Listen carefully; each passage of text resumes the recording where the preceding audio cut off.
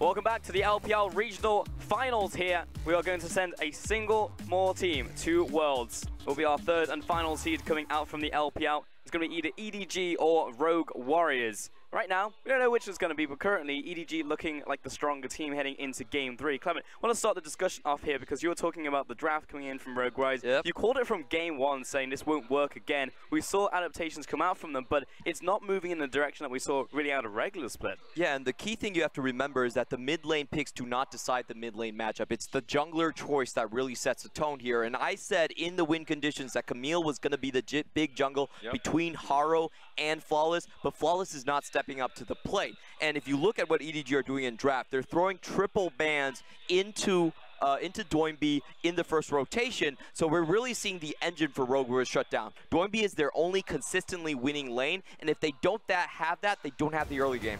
What I would love to see here, if we're just talking about championship picks, of course the Camille is an obvious point that we should see either being transferred over to Rogue Warriors side or banned out. But I would say Olaf. Olaf is a champion for whatever reason we haven't been seeing in this series, when really Olaf is the go-to for Flawless during the regular season to get onto the map much faster and have control on the bottom side.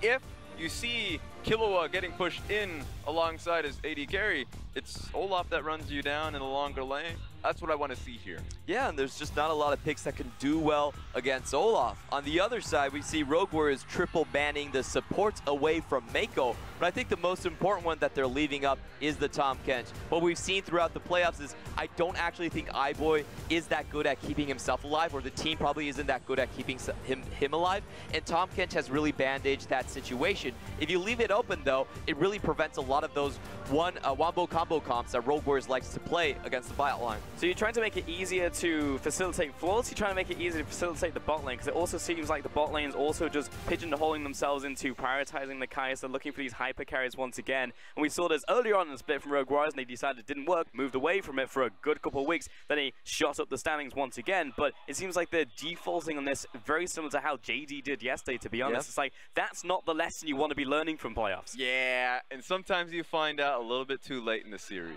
And so up against a team that is much more structured in how the early game gets played out, you might see them go back towards the Misfortune or Varus. That's very fair. My idea and my gut feel is that they're not doing it because they don't feel like they can win the 3v3. The jungle position for them right now feels really weak, and they don't have the confidence to have him step up and play something that has to come into contact with Haro early on. So they're stepping away and they're kind of forced on the back foot. It has to come from Doinby, in my opinion. Yeah, and maybe we'll see the Olaf come through. Maybe that changes from Flawless. That's going to be key to the game. Currently, it just feels like a one-threat team, and that's not the Rogue Warriors' MO. We'll see if they do change it up as we head it over to Cassis. Thank you so much. And what will we actually see out of Rogue Warriors? Because they tried to play the same style in that game too, albeit with Doinby on a bit of a different carry, but still playing that Kai'Sa style and absorbing early pressure, but it clearly didn't work. I mean, for me, I still look at the jungle, and I feel like that Sejuani could even be a Lee Sin. Like, for me, if you're going to commit to a Yasuo composition, you may as well give them a 2v2 skirmish. Gragas doesn't exist. Gragas is permanently banned, but that's your best case scenario. Just give Flawless something, you know, win a 2v2, win the jungle 1v1. Yeah. I mean, I do agree. You need to unlock Flawless, but I actually still think that starts with Doinby. He needs to have the lane control so the jungler can actually do something aggressive. And the fact that Ryze is being consistently banned, that's kind of the #1 AP pushing champion that Doinby would be able to grab, as well as having that targetable CC. So I don't know if Doinby has the effective champion pool right now to really unleash Flawless on this map. Yeah, see, that's curious, because when you think back to what is the old Doinby, he has Cassiopeia, he has Karma, he could even consider Lulu. Or the Orianna. Yeah, Orianna's still there in his playbook. These are things that Rogue Warriors have had in the past, but we haven't seen them come at playoffs. So that's what you have to look towards, because there are still deep champion pools and deep pockets on the Rogue Warriors side. Oh yeah, and this is Rogue Warriors showing us something new, a different playbook entirely. Rakan, very early priority, that gives over the Kai'Sa to EDG, but they also ban away the Tahm Kench and the Camille. So this time Rogue Warriors might be looking for a much more clear go button. I don't know. It's pretty dangerous to gamble on your hubris here and give Alistar away to Mako. You saw how devastating he was on the Tahm Kench. And again, I agree, Tahm Kench is a huge priority pick for them. That's why Rogue Warriors respected it. But Alistar comes in right there, number 2 with Mako. He is probably the best Alistar that we have in the league. And I'm curious to see if Rogue Warriors consider the Urgot now, knowing what they're against. And if they want to get the Xayah Rakan as an engage tool, they're not going to go that direction at all. In fact, Galio is going to be the champion of choice. That's a blind lock-in. And you know, I have my questions. I wanted a pushing champion. It's going to go into Doinby's hands, completely space the Galio pick, but I already like the direction so much better that we're going. It gives him wave priority to help Flawless get on the map. It's Team WE 2017 right now. Already a strong composition from Rogue Warriors, and that similar style of comp got Team WE to the semifinals, Rusty. Rogue Warriors, hey, maybe they've got that in their sights because they just need to win 2 more games and they advance to Worlds. Not quite to semis, but who knows what we could see from either of these teams as time goes on, as Azir is once again the pickup for Scout. And Scout dominated the mid lane with this pick. Classic Azir, he likes to push. Hopefully it doesn't get as snowballed again. Scout was way ahead of the clock, able to do so much damage when it came to that big Rift Herald fight. So Galio should be able to compete with this one a little bit better, or if the lane gets sacked, at least start moving towards those side lanes. And you would still expect that the Azir does have the push, has the control in this 1v1. There's a bit of kill threat available for Doinby if the jungler comes in. But Scout just needs to go towards the cleanse and everything can diffuse. So is you'd like for the EDG roster in the middle lane to have control again, but awaiting those junglers. And note, EDG on red side, they're banning it away and they can pick the priority or they can counter. Yeah, and that looks that's what decided the early game in both Game 1 and Game 2. Flawless and Haro, how they maneuver around each other. Haro taking a very early advantage on the Camille in Game 1 and Game 2. Flawless successfully answered in Game 2, or in Game 1, but not Game 2. I see you smiling at that Lee Sin there. Because I wanted them to ban it. The thing is that Edward Gaming needed to recognize what was going to happen, and they immediately say, okay, no. They've got the pushing priority with the Galio, or at least can match some of our push, so we need to take away this Lee Sin, because it's clear that Flawless is getting antsy. He wants to start hunting and combating with Haro, which means that Xin Zhao increases so far in priority. Yes. And this is also a world where you could consider Kindred. Depends on what you want to achieve here, right? You know Rogue Warriors have got the Wombo. You can win the jungle, or you could win the team composition. Now, they've got the shift as well for Azir, so that's actually a considerable combo right now if they want to do that. Oh, that's iBoy. He's just playing with us. That Dark Harvest Grave seems to be a lot more favorable for EDG, but it looks like right now they're actually focusing their pick of the litter for a tank top lane for Red. Again, though, we've been saying it all draft. You heard it on the analyst desk. Both these junglers know that it has really come down to who controls the jungle. 2 games in a row, Rogue Warriors just got smashed in the face by Haro. They were able to make up for it in game number 1, but they say enough is enough. We need to find Flawless something. And look at that, the Paranoia's Heroes entrance, Nocturne. Not that.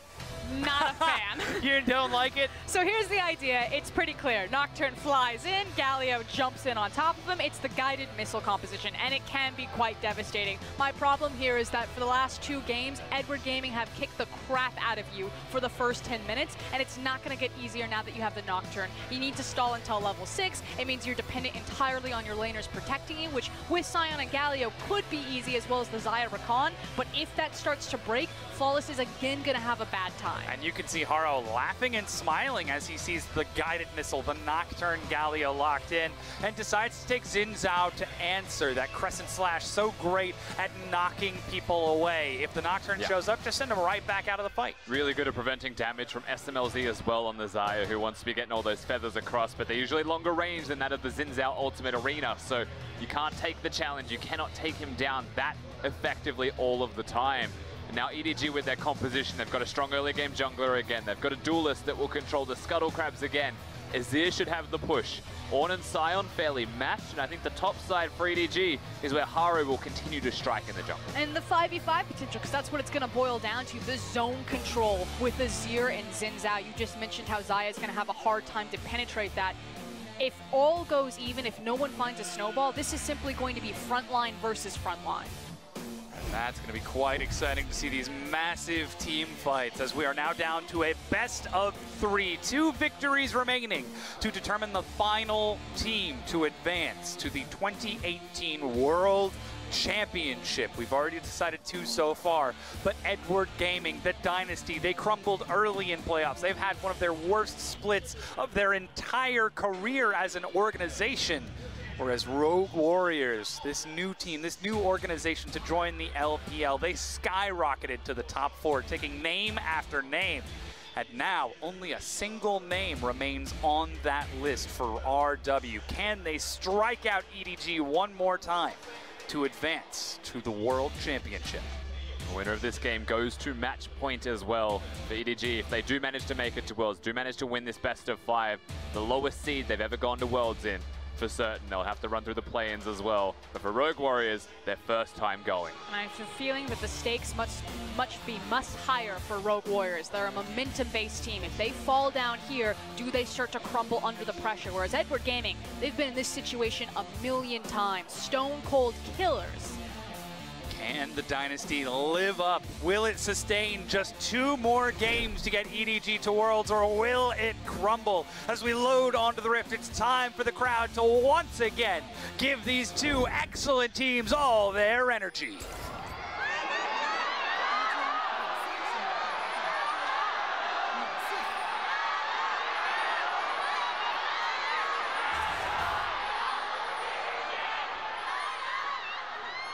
Still see the crowd just as ferocious as ever. Oh.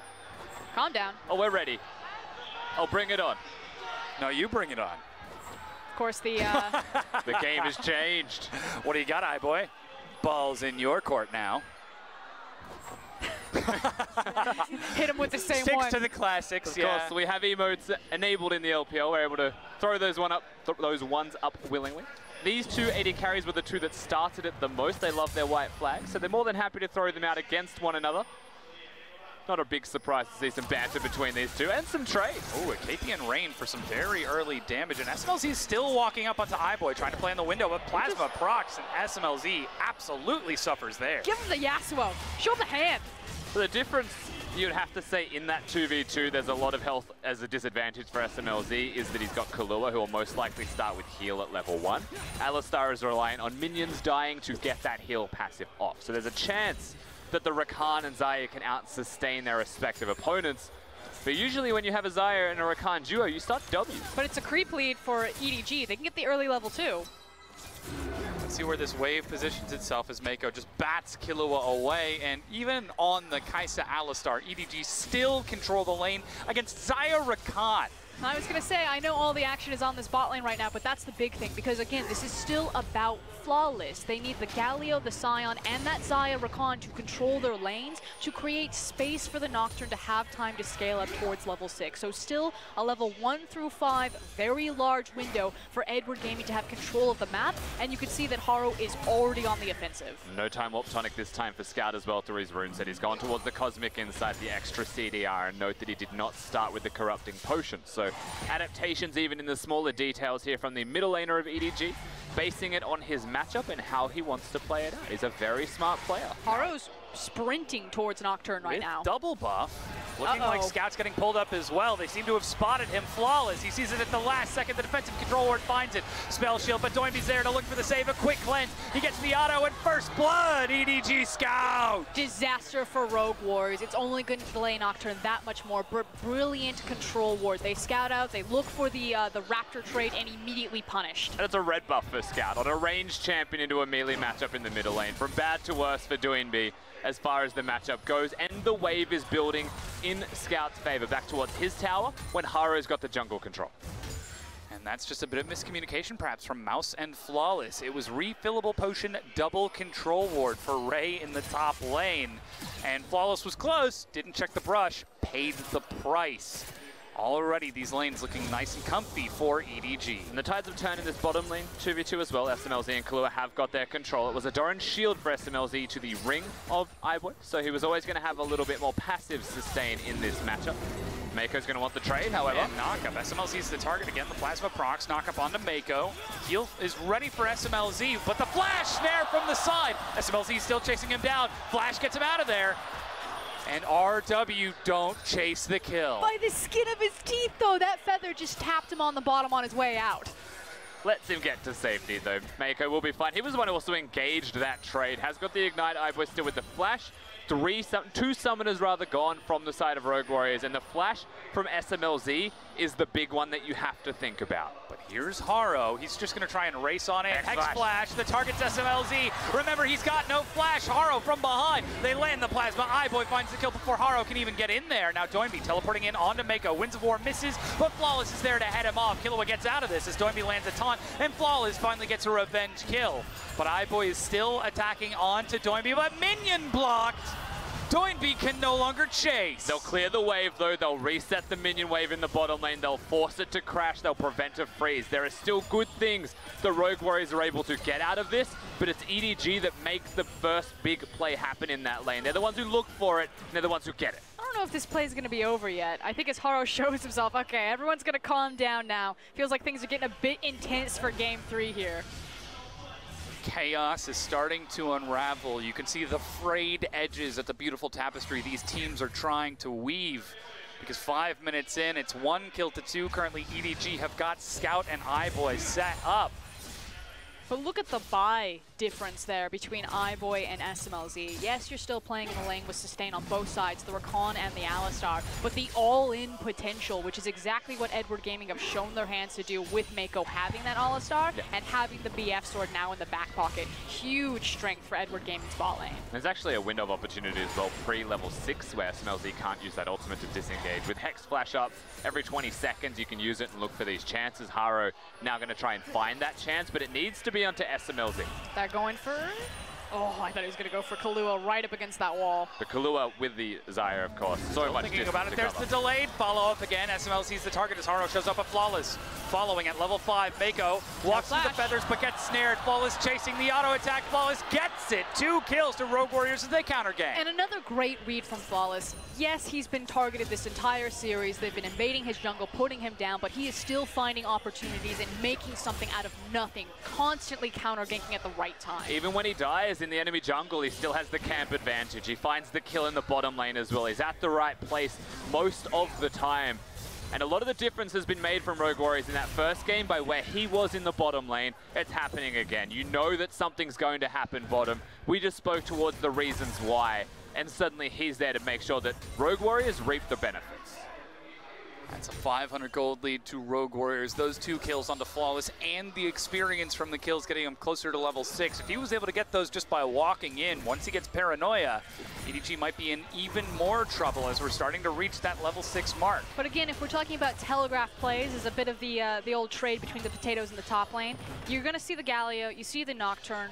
Edward Gaming know that it's going to come bottom. You're going to unlock those lanes, you're going to use the level 6. So it's been telegraphed from EDG, it's now telegraphed by Rogue Warriors, and I have a feeling that once these teleports are off timers in top lane, it's going to be an all-out brawl. Doinby and Flawless making their way down. Blast Cone over the wall. Already, Mako sets up a defensive control ward. If you're going to place Vision for the Nocturne, you can't place it in really shallow areas. You have to place it a bit deeper. Nocturne at level 6 can hide behind that wall and get entryway as well. The Tri-Bush ward is not safe when you're pushing. Usually you extend it a little bit further also, but Flawless is in a very good position to still find the chance if he goes through lane. Scout looking.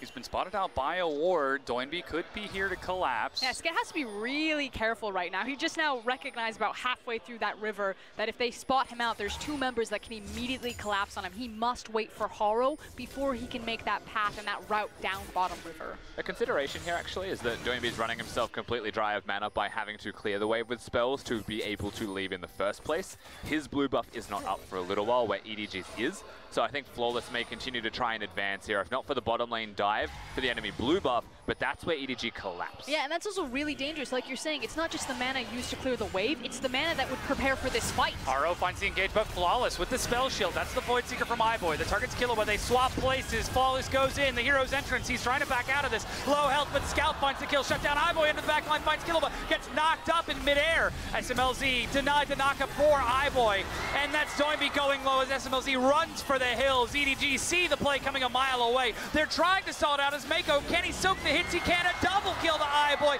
and another to Haro. And another punished force by Edward Gaming.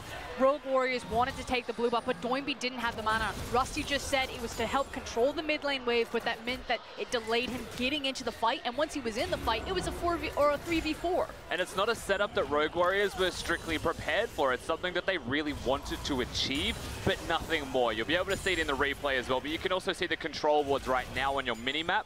That's how set up EDG were for the play, and that's how easy it is for them to hit this one home strong through their engage, and how hard it is to kill their members.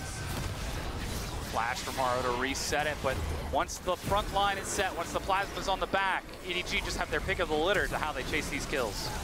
And then all of the kills flowing onto the Kai'Sa, so the gold landing exactly where it needed to be. SMLZ tries his hardest. He definitely tries to get the kills, but there's not enough damage to follow him up to get lethal on anyone. There's no execute available for them. Galio with no mana after he pressed R and taunt.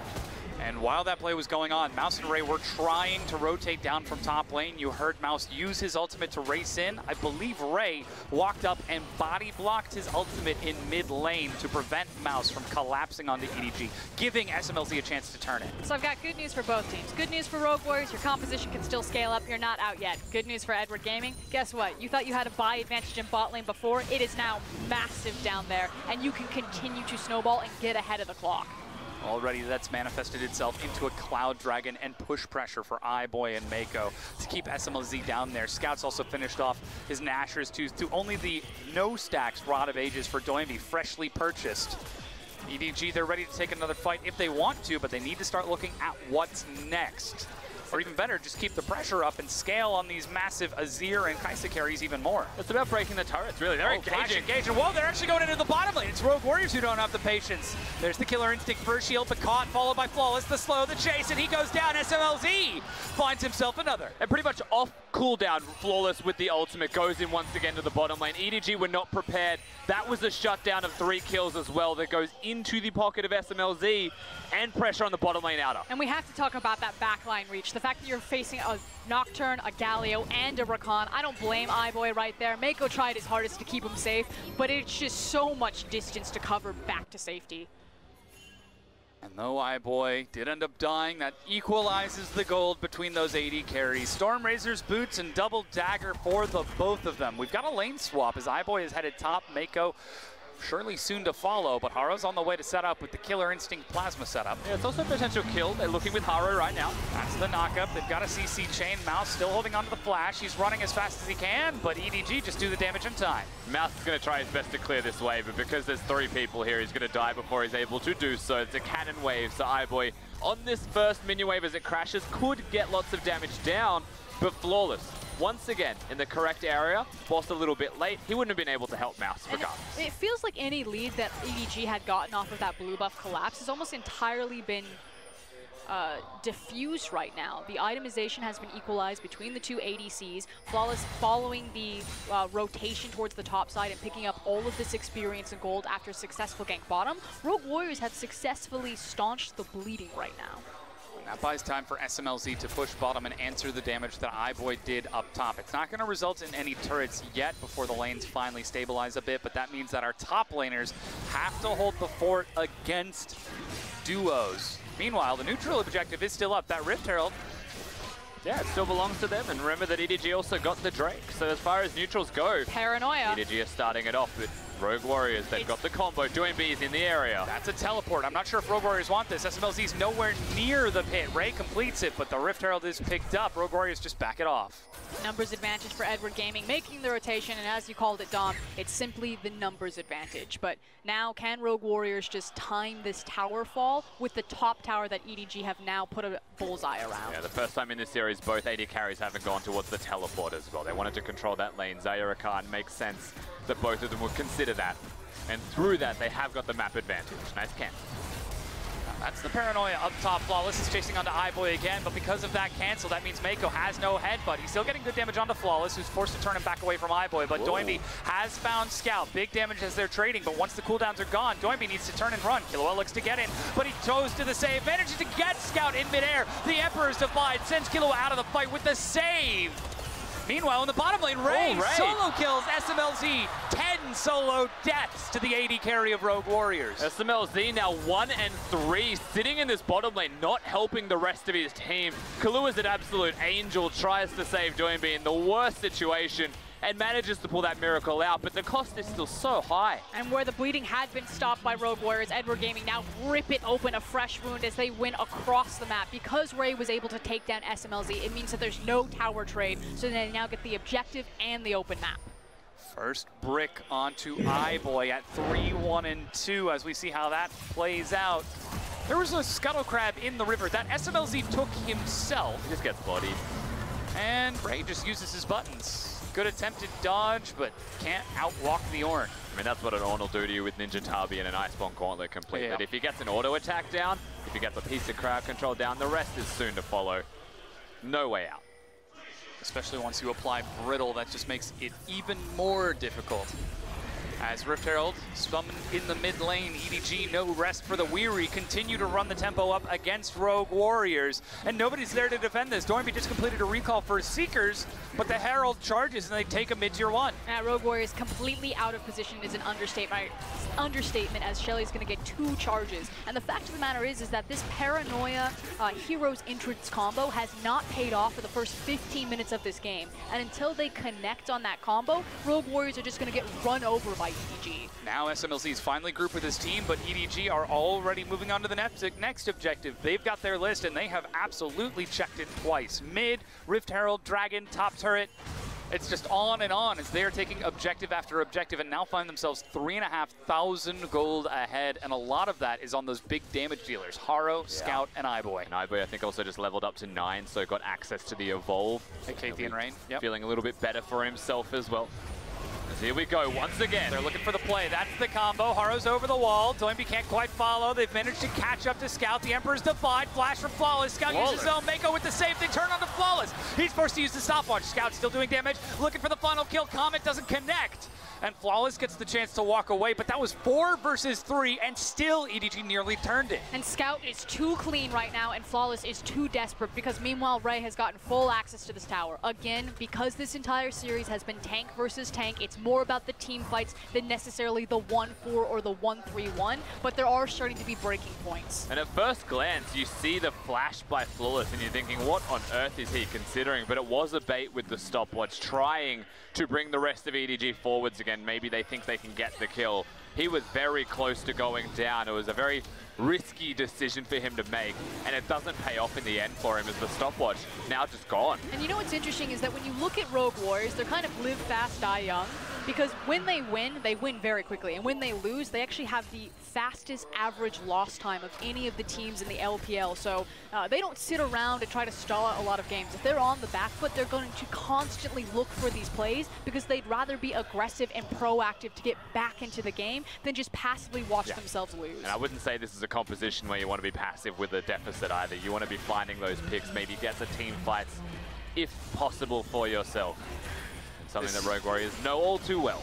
This may be a team that doesn't know fear, but they might have to learn some restraint because right now EDG are just massively ahead. If Rogue Warriors try to force a fight, it could backfire. And with only 2.5 minutes before that Baron, Edward Gaming are starting to control more and more of the map as they break the last outer. But I will say as a consideration for the next fight, if it happens shortly, items aren't that different between both of these teams. There is a gold lead for EDG for certain, but that hasn't translated into a full item, a completed item advantage just yet. For me, it's about the execution of the team fight, because I do agree if it was front to back, but right now Rogue Warriors comp, it's about assassinating that backline, and because of where Nocturne is, sitting on a chain vest as well as just his jungle item, I just don't think Rogue Warriors are in a position to fight. You need a couple more key items on that Nocturne before they're confident making those plays again. Then he starts to look at the people whom he would even try to kill, as Scout's still sitting on stopwatch. He's got his cleanse back up. He may not have flash, but he can buy tons of time. iBoy has got Mako protecting him on that Alistar, one of his best and most famous champions. That's the spell shield. Flawless still gets knocked up as Ray is just chasing it down. Scout looks to follow, but there's no longer a flash, and Ray gets the kill with Scout. EDG find an opening. Yeah, absolute confidence from Ray. He knew that Scout would get there. All of the crowd control that Norn can put down. EDG, they get the kill, they get momentum. They're sieging in mid. Yeah, Rogue Warriors, again, still out of position. Look where Sion is. Look where Galio is. And they don't have a 5th member. There's no way they can engage on this or look for a flank. It'd be absolute suicide. This is no longer an even control of the map kind of game. That Nocturne needs people with him if he wants to try and clear out the vision of EDG. 50 seconds for the Baron, but mid-tier 2 is already down, and that gold lead has blossomed 6,000. I mean, outside of Rift Rivals, we've never seen proof that Rogue Warriors have that 6th gear. That when push comes to shove in a high-pressure situation, that they can put their foot on the gas and make it count. Constantly, they've fallen down in playoffs. They've never quite made it to that big main stage, and it looks to be an unfortunate demise for them in this 3rd game of the series. Still a lot left to play. Every series has gone to 5 games, but it looks like they're running out of gas. I mean, even when we saw Doinby coming onto stage, we were juxtaposing how he looks serious, how he looks like this is all business. Even during the regular season, he would laugh and smile during every single game, but I've seen nary a grin on this guy's face. And then on the other side, it's the machine of Edward Gaming. It doesn't matter who's on that roster because they prove time and time again that they do have that 6th gear. That form is temporary, but class is forever. The item spikes are on the board here for EDG. So that 6K gold lead you mentioned has ballooned and is now noticeable on the map. The Baron is up now at 20 minutes in the game, and Azir could definitely consider it with a Kaiser. They've got a lot of damage in their composition. But EDG, the first time they got a lead, they didn't look at the Baron straight away. They looked towards getting control of the map, the kills, the towers, before anything else. Baron was a next best thing if they couldn't find those. And this lead is great enough that they can consider that again. They're already setting up a trap top. There are pings onto the top tier 2 turret, which Doinby is currently holding, but already EDG have got immaculate vision around the pit. Rogue Warriors try to reclaim control over mid lane, but that Ornn provides the engage. Flash knockup, Flawless uses it. He takes to the skies, but Kilo is split.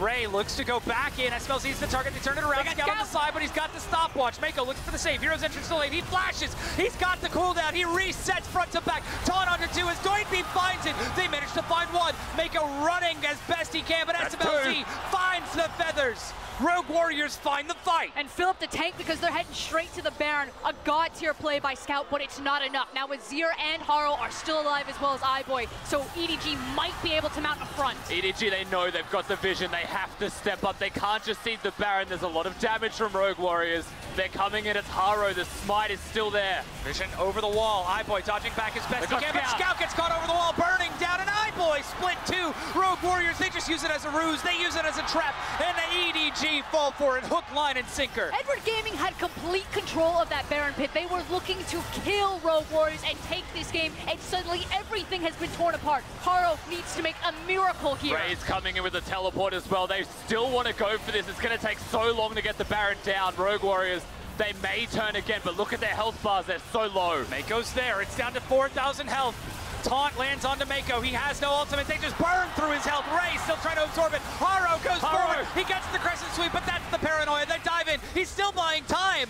Ray is still alive as Baron nearly finishes it off. Flawless dies to Ray. The blade color and EDG are turning it. Haro is going hero.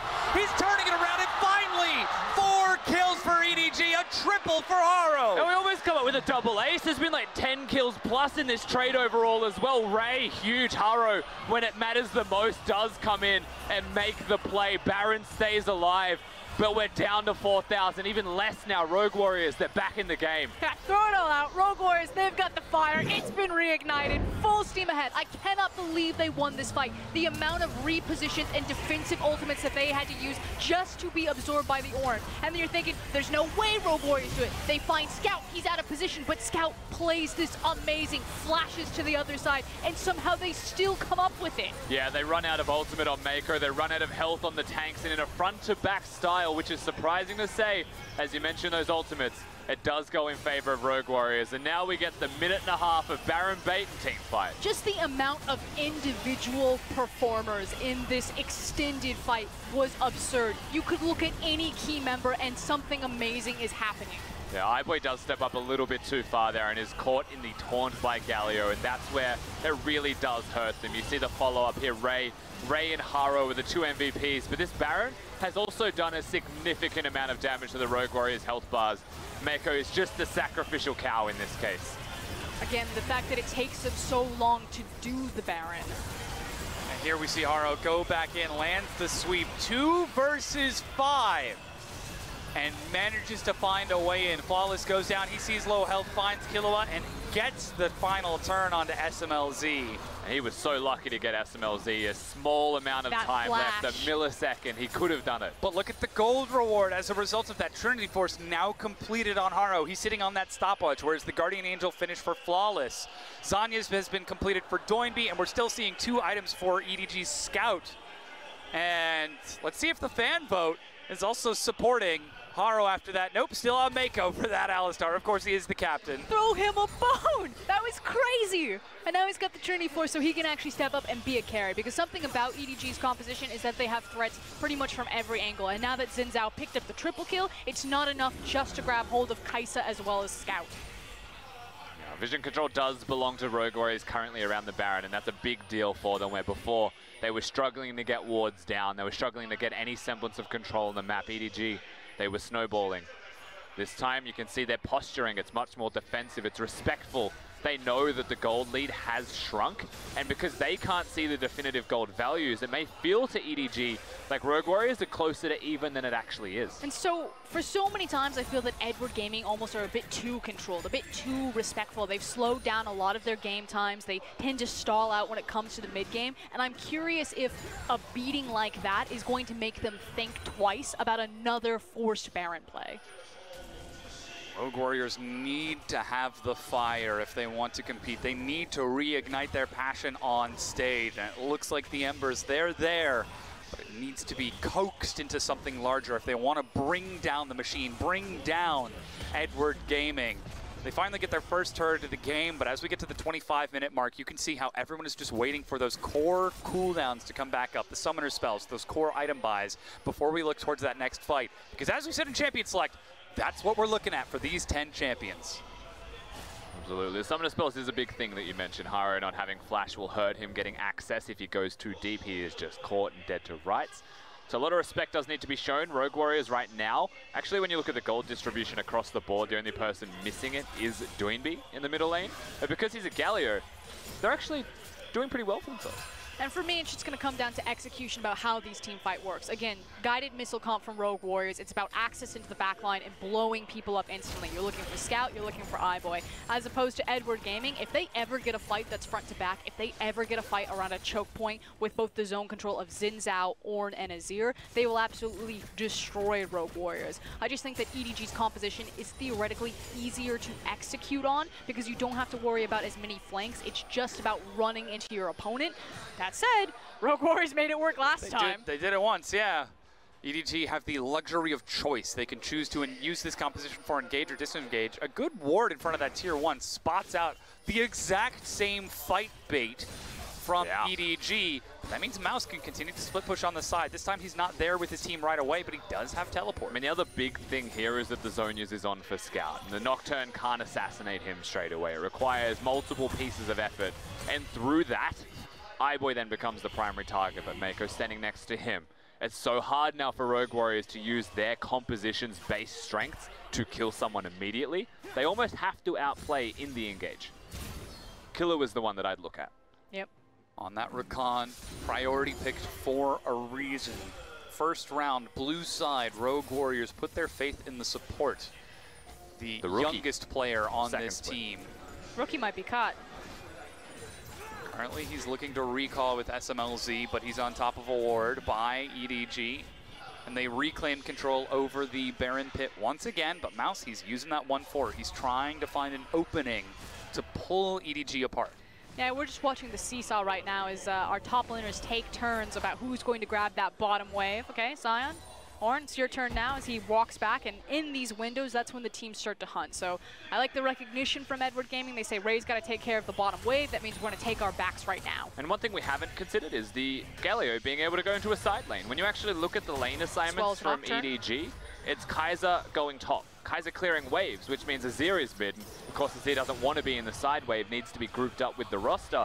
And that's an advantage that Rogue Warriors can find themselves with, going later and later into this game, being in the 1-3-1, and maybe forcing someone from EDG to that lane or using it to get turrets, because AP Galio can still rock objectives. I completely agree with you, and I think they need to do so even more so because it's around the Baron. Again, that area is just so good for Edward Gaming's composition if they can lure Rogue Warriors around those choke points. So split open the map, pull them out of the bunker that they want to sit in, and try to make these picks. This mid lane Elder also standing is very rough for Rogue Warriors to deal with. EDG just gets so much free control around the middle of the map, and as such, the Dragon and the Baron. Yeah, this is Rogue Warriors trying to control the river, but the moment that recall is finished, that means they're off the map, and EDG find the opening to step up and reclaim control over this bottom river. Now, Last Whisper has been finished along with the Infinity Edge for SMLZ. Dragon's already at 2,000 health. That's the paranoia for Flawless. He needs somebody that he can see, though. They found Haro on the side. They get the CC and knock up before he can even ult or flash. The jungler of EDG is dead. But they did throw everything in the kitchen sink, so a lot of key ultimates down.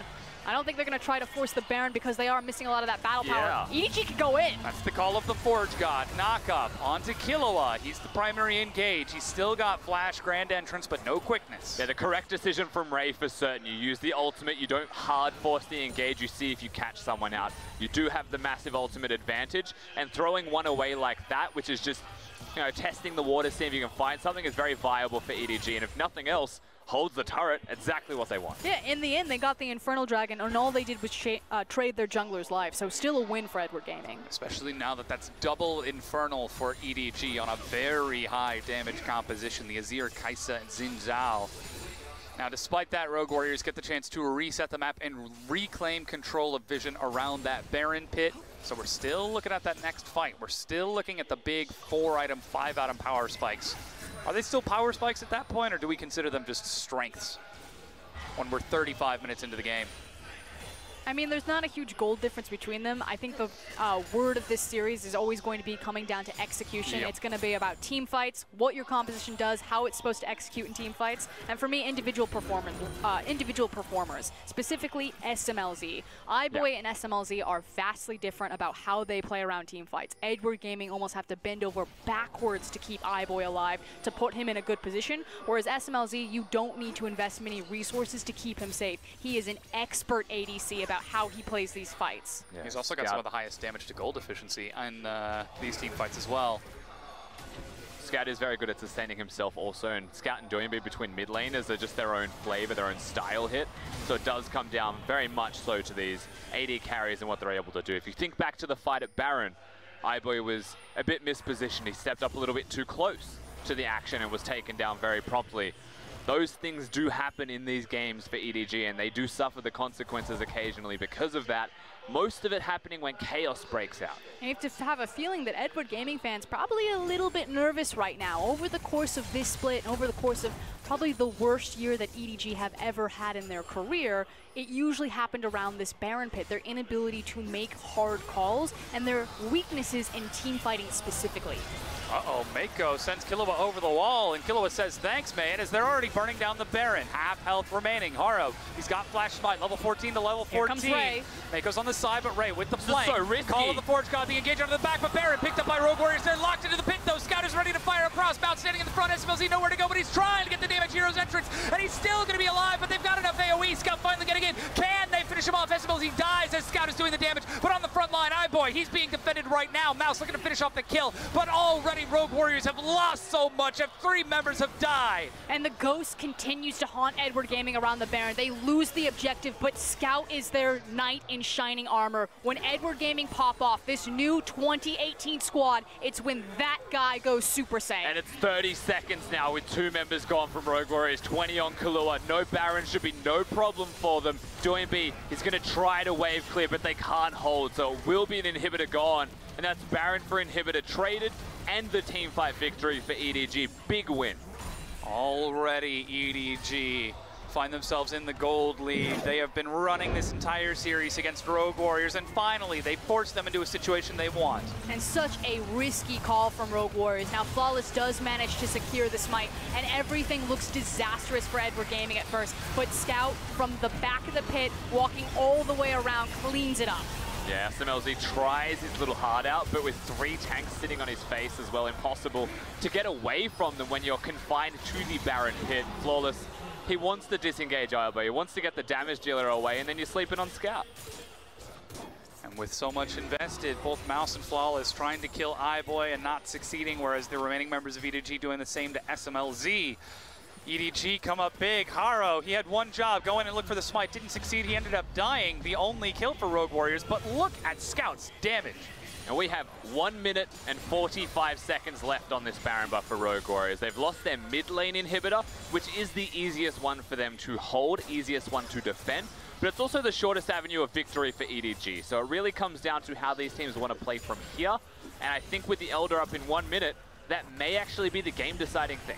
I completely agree, especially when Edward Gaming are sitting on 4 elemental dragons. Now, they're starting to look for their team comp's mobility around the map to find these picks, but this should be one last chance for Rogue Warriors. That's Call of the Forge God. The Void Seeker landed on an SMLZ, but iBoy decides not to take the Killer Instinct as blue buff is the fight. But more importantly, this is about positioning around that pit. 45 seconds on the clock. Mouse taking these hits. Oh, they're Killua on. goes in. That's the hero's entrance as Doinby joins the fight. Mako looking for a flank. SMLZ knocked out of the fight. iBoy going front to back, just doing big damage, but Doinby's in the front. Flash over the wall from iBoy. Doinby's at such low health, but iBoy's still firing. Chases it up. He's got the Killer Instinct and follows over. The Acathian Rain is the rain of death onto Rogue Warriors. His Scout gets a triple kill. The double-edged blade is swinging true for EDG. And the ping's on my way to mid lane. They're immediately going to end this game now. The fight happens before the Elder can even spawn. EDG, they want to close it. And we had questions about momentum. If Rogue Warriors lost here, a hyper-emotional team, Edward Gaming would be looking at match point. Can they come back? All the way down the mid lane. Scout and Mako force Mouse to take the safe route back. No teleport, no chance, no respawn, no respite. Rogue Warriors fall down, and Edward Gaming, they prove that the dynasty is still strong. They take game 3. A single game away for Edward Gaming to make another berth at Worlds. They've never missed the tournament. The machine continues forwards. Rogue Warriors, we saw some serious signs of life in them though. Even from a deficit in this game, we know they can team fight. And we know full well that they have what it takes to get us to that game 5 again in this gauntlet. They've got the capabilities, but the momentum that Edward Gaming have right now, they honestly look unstoppable. The word of the series has been and will continue to be execution. Can they get the outplays? Can they find the proper positioning? In a 35-minute and 35-second win from EDG, they're the ones who succeed, and they don't even need the Elder Dragon to do it, using it only as bait to pull SMLZ forward. And that's where it came back to the non-committal CC that we were talking about, landing the Void Seeker, and then Ray says, all right, I'll make an opening. Lands a knock-up onto 3 people, and Mako follows up huge. And it feels like this series is actually just about who is shining brighter. And right now, it's just Scout. It's not that Rogue Warriors are playing poorly. They keep finding these miracle team fights when it feels like their backs are against the wall and they turn it on and turn it around. But Scout is just too damn good right now on Azir. And I do think there are some things that they might want to explore compositionally here, Rogue Warriors. The Scion, if it was the Ornn as an example, something a bit more guaranteed in the way of engage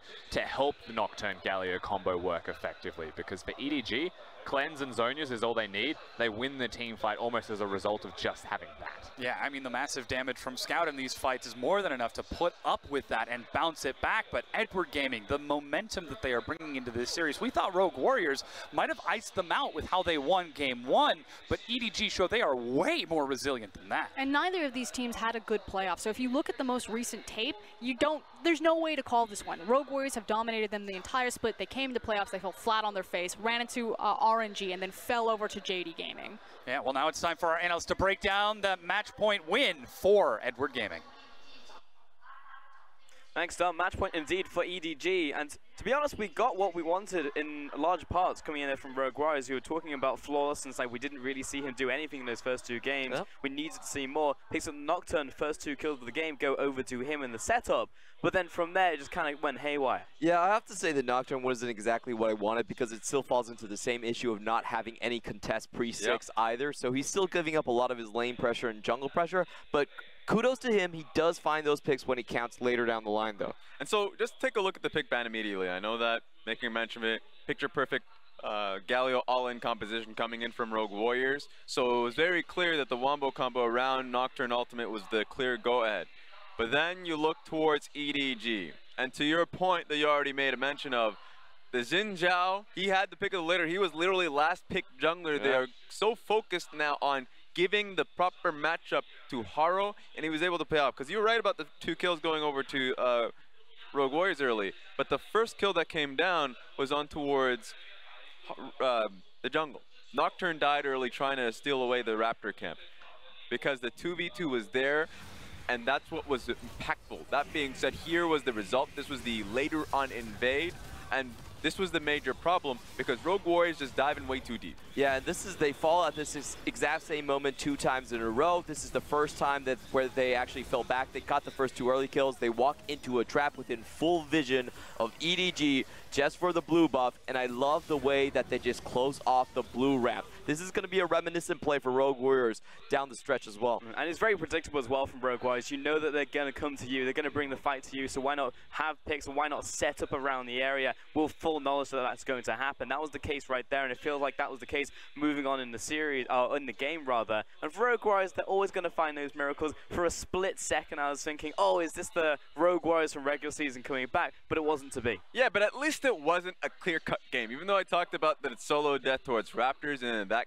play came through, what I liked about Flawless was that he kept going forward when his ultimate was off cooldown, was actually just chasing down the AD carries. So I really like the headstrong nature of it. It gave them an opening and the AD carry matchup. So that's something that he should be able to, take with pride into the next game. That being said, please give him skirmish in the 2v2 with mid. That's what's worked with them during the regular season. It was Doomby and Flawless working through mid lane. It was the Lee Sin God. Yep. And now they're not even giving them any bit of that. Galio's getting pushed in, and then Nocturne's taking risks off of that. So I'm not a fan of it. It doesn't make too much sense for me. The big problem for me with Rogue Warriors is that even though they're running the Wombo combo comp, if you look at their initiations, they actually did not find any good ones. They never were the ones to put in the first step. It was always EDG making the shots, making the call, and you have to think about traditionally, where do they get their engages actually from? And the case has been it usually comes from Doinby. So I think that's something we need to look for in the ban picks later on. Yeah, ironically, this fight was, as you said, started off by EDG and then turned around by Rogue Warriors. Typically, the fight vice versa, in those plays, but he did manage to get multiple kills. Like, this is the mid-game miracle run. They'll get the fight, they'll go Baron. We've seen it a million times. This was beautiful from Rogue Warriors to start, but EDG, understanding that they just need to stop them, holding the fort down, actually stopping them from taking now. This is a long, drawn-out battle, so EDG lose out in a few kills because of it, but the 2 people they just need is just Ornn, or at least, and of course Haro. Haro coming in, 2 major beefy tanks, able to deal damage based off of the base damage of Ornn. Hey, I give Rogue Warriors the first 2 rounds. They played that beautifully, but I'm not so sure about the 3rd round going in. I was like, you guys are locking yourself with 3 tanks into the Baron pit right here, and Haro comes up massive. He doesn't have the Triforce at this point, but look at how he plays it. Absolute hero play. Disengages when Flawless has the paranoia, chasing onto him, and then zones in onto SMLZ to finish him off right before he goes down. That's a hero play for me. Frankly impressive that EDG is a team like this who haven't shown the best team fighting over this split, come in like this and know when to raise instead of folding, and they do it time and time and time again right there, and it was just shocking. I mean, that's the one time, that's the one punch that we see out of Rogue Warriors. It's like, all right, they've done it, this is the time. But if they're shutting them down even in this situation, it feels like Rogue Warriors don't have much left in the playbook. Yeah, because the playbook started, I'd say Spring Split, when it was Flawless that was empowering them in the early game. So if he's getting shut down by Haro, that was the triple kill that he was able to get in that team fight throughout the entire series so far, then it should be an open and shut case. I don't think it should be. I think, once again, we keep harping on it throughout the entire series. You need to empower Haro early on in the game. Frost made a mention that on the cast, that Nocturne, while it is a damage pick, it still needs to wait until level 6, and Xin Zhao is going to be able to run you down. I do want to see maybe a Kindred pick. I know Lee Sin was banned in the 2nd phase. Olaf was still a major option that you can go towards. I was surprised that wasn't picked.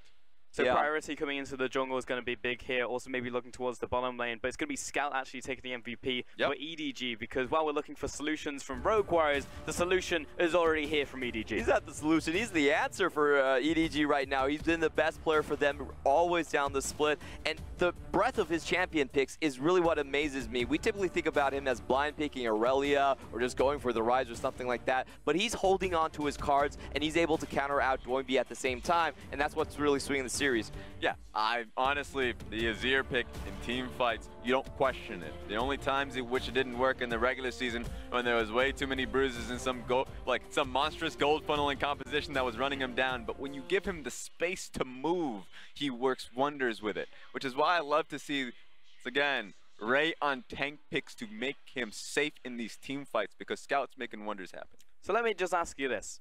How did Rogue Warriors win? Because we've seen a whole lot from them, and it feels like we still haven't gotten to the JD point when he got late into the series. Like, why don't we just draft what worked for us? Came into game 4, and it's just like, hey, that's JD, and then he just removed it again. Is that what we need to see from Rogue Warriors, but then do that all the way through the rest of the series? I've got a simple answer for you. It's one word, and it's Kled. EDG are forgetting about it. They're not banning it, and Rogue Warriors can't find the initiation. So if it has to come down to Doinby, that's the best pick for them to get themselves those fights. I'm looking about mid lane, thinking Malzahar or Lulu. Jungle, I'm thinking the Camille or Olaf. Anything that makes it a really mid lane focused centric composition. Flawless ain't gonna do it for you. You can't go Malz. I want to see it. All right. You have faith at that point in Flawless and see if Rogue Warriors can pull that out. We're gonna take a short break and we'll see if that happens.